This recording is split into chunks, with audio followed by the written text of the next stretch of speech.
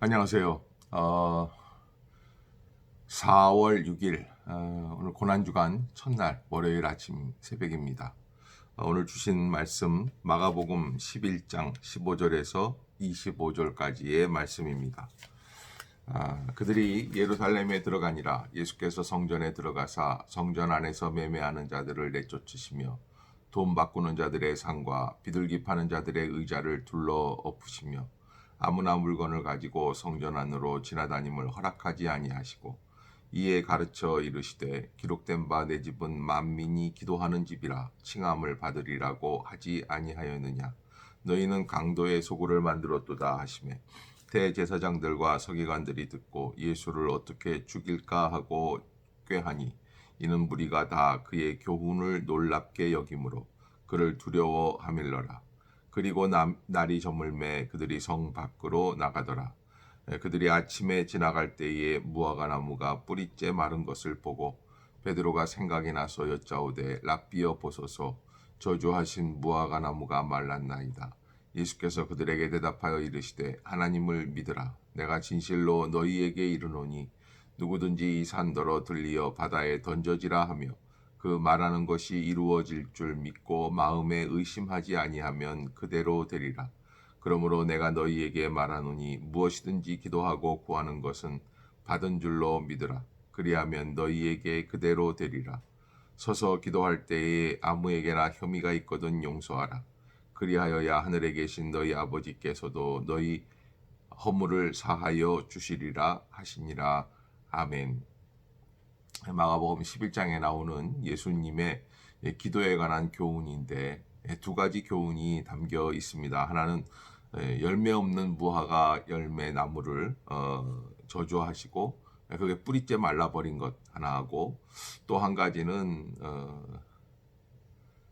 하나님을 믿고 또 진실로 하나님의 은혜 가운데 거하면서 기도하는 것. 그래서 여기 본문의 23절에 누구든지 이 산더러 들리어 바다에 던져지라 하며 그 말하는 것이 이루어질 줄 믿고 마음에 의심하지 아니하면 그대로 되리라. 그러면서 무엇이든지 기도하고 구하는 것은 받은 줄로 믿으라. 그리하면 너희에게 그대로 되리라 말씀해 주셨습니다. 그런데 이 사건 앞에 한 가지 우리가 잘 알고 있는 성전 정화 사건이 함께 어울려 있습니다. 맞물려 있는데 여기 오늘 본문 15절입니다. 11장 15절 그들이 예루살렘에 들어가니라. 예수께서 성전에 들어가사 성전 안에서 매매하는 자들을 내쫓으시며 돈 바꾸는 자들의 상과 비둘기 파는 자들의 의자를 둘러 엎으시며 아멘. 예수님께서 성전에 들어가셨습니다. 이 성전 정화 사건은 사실은 예수님께서 십자가에 달리시기 불과 얼마 전에 마지막 주간에 행하신 일들 중에 제일 먼저 나오는 사건이고 성전에 들어가시면서 제일 먼저 하신 것이 성전 정화 사건입니다. 이유는 그렇습니다. 성전은 하나님께 기도하는 집이기 때문에 그렇습니다. 그래서 그것이 목적이 되어야만 합니다. 성전은 하나님께 기도하는 것이 가장 우선적인 목적인데 사람들은 살다가 보니까 성전을 유지하려고 하다 보니까 무엇이 우선이 됩니까? 매매하고 비둘기를 팔고 제사를 드리기 위한 비둘기였거든요. 양을 팔고 돈을 환전해주고 성전 안에서 통용되는 화폐가 달랐어요. 그 화폐를 비트코인처럼 바꾸기 위해서 뭐 100원당 얼마씩 수수료를 받고 판매하는 사람들이 있었던 거죠. 이런 모습들을 볼 때 예수님은 그것이 진정한 신앙을 우리가 살아가는 그런 모습들이 아니다라는 것을 말씀해주고 계시는 겁니다.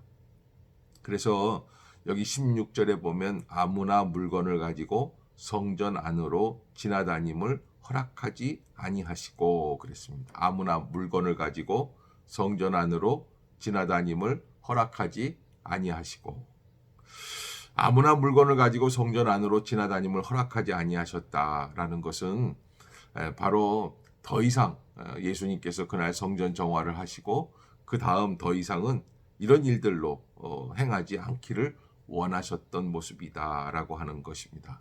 우리가 고난주간 첫날을 시작하면서 하나님의 은혜 가운데 어떻게 신앙생활 해야 될 것인가? 어쩌면 우리는 영적인 구원을 이루기 위한 신앙생활인데 이렇게 살다가 보니까 먹고 살기 위해서 돈을 더 많이 벌기 위해서 주님 앞에 나오는 것은 없는지요? 여러분, 세상이 주고 있는 축복의 개념에 하나님의 신앙을 빼앗기지 말기를 주의 이름으로 부탁합니다. 그것이 진정한 고난주간의 첫 발자국이 될 수 있기를 부탁을 드립니다. 그리고 기도하라는 거예요. 그때 하나님께서 온전한 능력으로 여러분, 우리가 구하여도 듣지 않는 것, 응답받지 못하는 것은 온전히 구하지 못한 게 아니라 여기 뭐라 그랬냐, 야고보서에 보면은 자기의 정욕으로 쓰려고 잘못 구하였기 때문이다라는 것이 많습니다. 그러니까 우리가 기도하는 것에 있어서 가장 중요한 것, 내가 옳게 믿고 있는가, 내가 옳게 기도하고 있는가, 내가 올바른 방향으로 나아가고 있는가, 하나님의 것과 나의 것을 구별할 줄 아는 마음. 그래서 하나님을 하나님 되게 믿고 나아갈 수 있는 그런 복된 성도들 다 될 수 있기를 주의 이름으로 축복합니다. 고난주간 하나님의 은혜 가운데 늘 깨어 있으며 하나님께 영광을 돌릴 수 있는 복된 성도들 다 되시기를 주의 이름으로 축복합니다. 기도하겠습니다. 사랑의 하나님, 은혜를 감사합니다. 어려운 때에 또 우리가 고난주간을 지내고 있습니다. 하나님, 우리의 마음 가운데 함께하여 주시고 이 고난주간에 주시는 의미가 무엇인지 깨닫게 하여 주시옵소서. 우리가 하나님 바로 섬길 수 있는 신앙생활, 하나님 앞에서 나의 육신의 정욕과 나의 육신의 쾌락을 위하여 주님을 믿고 있는 것은 아닌지, 나의 만족을 위해서 살아가고 있는 것은 아닌지, 절제와 금욕도 형식적인 거, 율법적인 것으로 채워가고 있는 것은 아닌지, 우리의 마음속에 진정한 은혜와 기쁨을 회복할 수 있게 하여 주시옵소서. 하나님의 영광이 드러나게 하여 주시옵소서. 성령의 은혜가 이루어지게 하여 주시옵소서. 주님만 바라볼 수 있는 아름다운 심령들이 다 되게 하여 주시옵소서. 오늘도 하루 종일 주께서 인도해 주실 줄로 믿습니다. 주님, 인도해 주시고 역사하여 주시고 이 나라 이 땅을 불쌍히 여겨 주시며 또 특별히 고통 가운데 있는 성도들을 찾아가 주시고 위로해 주시옵소서.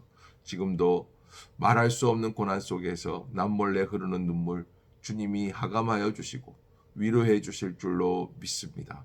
성령의 은혜를 더하여 주시옵소서.